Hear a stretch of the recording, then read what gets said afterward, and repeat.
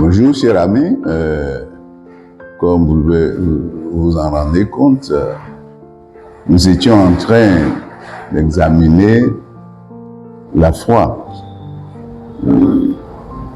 La foi chrétienne, la foi en notre Seigneur Jésus-Christ de Nazareth. Et nous avions commencé à dire que dans la Bible, quand il y a plusieurs types de foi que nous voyons dans la Bible. Quand on utilise le mot croire, il y a croire et croire. Alors que nous, en tant qu'étudiants de la Bible, nous devions identifier la foi que Dieu a pour. Et nous avions déjà dit que c'est une entité dynamique et spirituelle. Et que pour le bien et la croissance du chrétien, il est bon qu'il puisse avoir une idée sur tous les contours de ce concept de la foi, car nous savons que c'est l'élément déterminant. Dans Hébreux, la Bible nous dit que sans la foi, il est impossible d'être agréable à Dieu. Il faut que ceux qui s'approchent de Dieu croient qu'il existe et qu'il est le rémunérateur de ceux qui le cherchent. Donc c'est la grande porte d'entrée et elle est essentielle. Et la Bible nous donne encore un autre principe dans la doctrine chrétienne, dans Romains. L'apôtre Paul va énoncer un principe cardinal dans la Nouvelle Alliance, c'est que le juste vit par la foi. Vous êtes justifiés par la foi en l'œuvre de notre Seigneur Jésus-Christ, et toute votre vie en tant que chrétien, ça va être une vie dans la foi, par la foi. C'est ça, le juste vit par la foi. Donc la foi apparaît comme un élément qui est au début en cours de croissance et aussi c'est l'élément que nous retrouverons vers la fin, avant l'entrée, disons, le retour de notre Seigneur Jésus-Christ. Et dans les vidéos passées, nous avons identifié que la foi que Dieu recherche, c'est la foi qui vient de l'écoute de la parole de Christ, selon Romains 10, 17, c'est-à-dire la foi qui résulte de l'évangile de notre Seigneur Jésus-Christ. La foi qui a pour objet la mort, l'ensevelissement et la résurrection de notre Seigneur Jésus-Christ. C'est cette foi-là qui sauve. Alors, nous voyons, il y a plusieurs types de foi. On a parlé de la foi naturelle qui caractérise toute l'existence d'un être humain sur cette terre. Les gens ne se rendent pas compte que tous les actes qu'ils posent au quotidien sont des actes de foi. Mais ici, nous parlons donc de la foi en notre Seigneur Jésus-Christ. La foi qui sauve, c'est-à-dire la foi qui donne la vie. Et cette foi, nous avons commencé par l'identifier en l'isolant des autres types de foi. Nous avons, par exemple, vu dans Jean 2, verset 23-35, que les gens croyaient en Jésus, mais Jésus ne croyait pas en eux, ne se fiait pas à eux. Cela nous a permis de comprendre que les actions, les activités, les œuvres ne traduisent pas véritablement la foi qui sauve. Et nous avons vu que Dieu, lui, il regarde au cœur, la foi qui est dans le cœur. Et nous avons cité à cet éveil la première, dans le premier livre de Samuel, chapitre 16, verset 7, où nous voyons que Dieu dit que l'homme regarde à l'apparence ce qui frappe les yeux, mais lui regarde à ce qui est dans le cœur. Donc, la foi qui sauve, donc déjà, comme vous allez vous rendre compte, c'est une foi du cœur. Et là, on va en préciser ça. Aujourd'hui, c'est le thème que nous allons voir aujourd'hui, la foi qui sauve, qui est une foi du cœur. Nous avions aussi vu l'exemple dans Jean 6, où, à un moment donné, quand la parole de Dieu était sortie avec plus de vigueur par notre Seigneur Jésus-Christ, il faut manger de ma chair et boire de mon sang, c'est-à-dire consommer par la foi la mort, l'ensevelissement et la résurrection du Christ pour avoir la vie. Il y a beaucoup de gens qui ont abandonné Christ.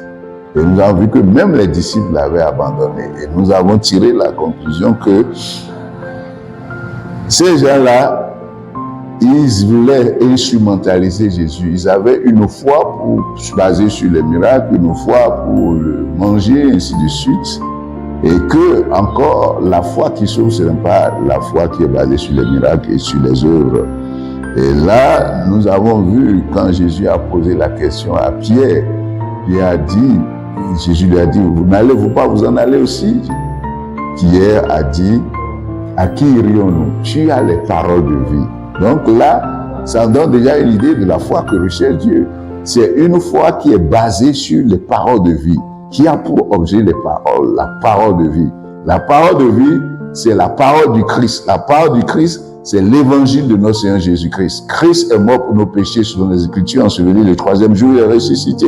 C'est ça les paroles de vie, qui doivent être l'objet de la foi. Et c'est ça qui sauve. Et donc, l'apôtre Pierre, dans ces circonstances, dans ce contexte, a montré que malgré les difficultés, il s'engage à suivre Jésus-Christ jusqu'au bout. Donc, la foi qui sauve, comment on le reconnaît aussi cette foi qui sauve? C'est une foi engagement qui est caractérisée par une détermination de celui qui a cette foi-là, quelles que soient les circonstances. Et c'est l'épreuve du temps, c'est face aux difficultés qui viennent du monde, de la chair, du diable, que l'on arrive véritablement à identifier cette foi. Cette foi ne fuit pas les persécutions. C'est ça qui permet de réaliser vraiment la foi qui sauve. Donc, dans cet exemple, nous voyons ça. Mais aujourd'hui, comme je disais, nous allons essentiellement parler de la foi du cœur, c'est-à-dire la foi qui est dans le cœur. Et comme vous voyez, nous traitons avec un Dieu qui regarde à ce qui est dans le cœur et non à ce qui frappe les yeux. Et j'aurais voulu vous relire ce passage très important pour que les chrétiens ne se trompent pas. Ce Dieu, c'est un Dieu qui regarde à ce qui est dans le cœur. Je vais vous lire le premier livre de Samuel, chapitre 16, verset 7, où le prophète était envoyé pour choisir le roi qui va remplacer Ésaü, qui a été infidèle. Et il a vu Eliab qui avait la posture, la stature d'un homme qui pourrait être un roi. Mais voici ce que l'Éternel lui dit. L'Éternel lui dit, lorsque les enfants passaient, donc, lorsqu'ils entraient, je lis à partir du verset 6, il se dit, en voyant Eliab, c'est-à-dire le prophète Samuel en voyant Eliab dit, certainement, loin de l'Éternel est ici devant lui. Verset 7. Et l'Éternel dit à Samuel, ne prends point garde à son apparence et à la hauteur de sa taille, car je l'ai rejeté. L'Éternel ne considère pas ce que l'homme considère. L'homme regarde à ce qui frappe les yeux, mais l'Éternel regarde au cœur. C'est clair dans ce passage, où c'est un principe essentiel dans nos relations avec Christ. C'est ce qui est dans le cœur que Dieu voit. Est-ce que nos actions sont motivées par l'amour? Et c'est les mêmes, comment je dis, écarts que Jésus a constaté par rapport à l'église d'Éphèse dans l'Apocalypse. Il dit, mais ton cœur s'est refroidi. Tu fais beaucoup d'œuvres, mais le cœur est refroidi. Donc, ce que Dieu cherche, c'est ce qui est dans notre cœur. Donc, et tous ces types de foi que nous avons vus déjà, qui montrent que c'était des fois soit basées sur les miracles, soit basées sur un intérêt particulier, ou bien on exprime une foi pour manipuler le Seigneur Jésus. Et tout cela montre que ce n'est pas la véritable foi. Et nos églises sont remplies de cela, c'est les dénominations. Vous allez voir les gens qui chantent, qui prient, qui font beaucoup d'activités, qui sont même pasteurs, prophètes.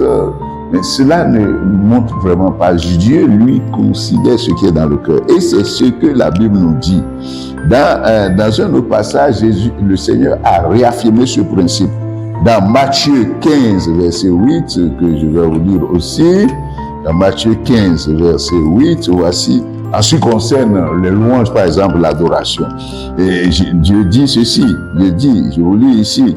Et il dit, en citant le prophète Ésaïe, Matthieu cite ici, il dit, verset 7, hypocrite, Ésaïe a bien prophétisé sur vous, quand il a dit, ce peuple m'honore des lèvres, mais son cœur est éloigné de moi.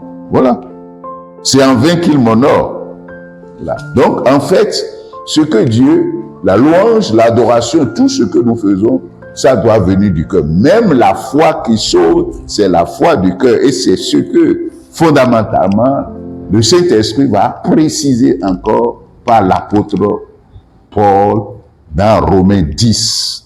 Dans Romains 10, voici ce que je lis. Je vais vous lire. Il dit, décrivant la justice qui vient de la foi, c'est-à-dire, oui, nous sommes justifiés par la foi, parce que le chrétien, la Bible nous dit, vous comprenez bien, il dit, tous ont péché, ils sont privés de la gloire de Dieu, mais ils sont gratuitement justifiés par sa grâce au moyen de la rédemption qui est en Christ, Romains 3.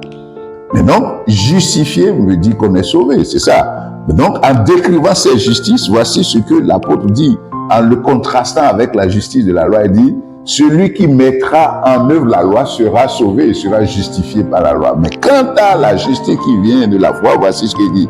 Il dit, or, la parole est près de toi, dans ta bouche et dans ton cœur. Ça revient. Et cette parole de la foi qui sauve, c'est ce que nous prêchons. Il dit, si tu confesses de ta bouche le Seigneur Jésus, et si tu crois dans ton cœur, c'est toujours le cœur, que Dieu l'a ressuscité des morts, tu seras sauvé. Ne savez pas d'un assentiment, comme je disais une fois intellectuel, ça aide de reconnaître que oui, Jésus est ressuscité, le discours chrétien est très bon à entendre, et puis adhérer à un club de chrétiens comme on le fait aujourd'hui, on va dans une dénomination, sans avoir une conviction intérieure que donne l'Esprit Saint. C'est ça. La résurrection du Christ doit être dans le cœur. Ça veut dire quoi? Au centre des émotions, au centre de ton être, de tes pensées, de toute ta force. Et c'est ça qui motive tes activités. Parce que ceux qui réalisent que Jésus-Christ est mort, ensuite, il est ressuscité partout où il va, il sait que Jésus est avec lui, ses yeux sont avec lui. Tout ce qu'il fait, il fait attention. Et c'est ça ce que nous sommes en train de dire. La foi qui sauve, c'est la foi du cœur. Croire que Jésus est ressuscité d'entre les morts et confesser, puisque la résurrection, c'est ça qui, comment je dirais, caractérise, qui identifie, qui convainc de la seigneurie de notre Seigneur Jésus-Christ. Par sa résurrection, il a démontré sa seigneurie sur l'ennemi de toute la race humaine. Jésus-Christ est ressuscité, il a vaincu la mort. Et cela doit être dans le cœur, non dans la bouche, ni dans les chants.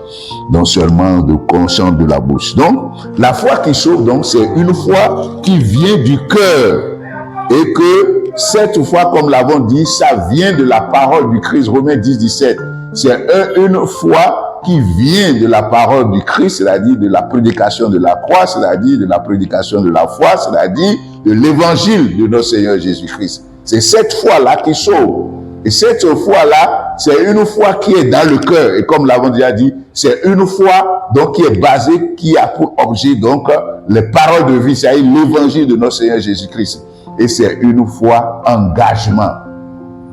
Quelles que soient les épreuves, les persécutions, c'est une foi qui est accrochée à Christ et qui continue. Et c'est une foi qui est dans le cœur. C'est une foi qui est dans le cœur. Ce n'est pas ce qui frappe les yeux que Dieu voit. Que le Seigneur nous bénisse, que le Seigneur vous bénisse. Ma question fondamentale pour toi aujourd'hui, c'est celle-ci. Le défi que je te lance.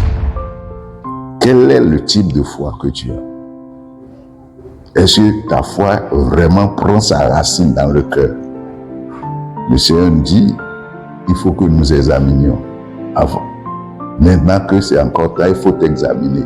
Est-ce que ta foi vient du cœur, ou bien c'est la mode, ou bien c'est le suivisme, ou bien c'est dans la bouche? N'oublie jamais, Dieu regarde ce qui est dans notre cœur. Merci beaucoup et que le Seigneur vous soutienne.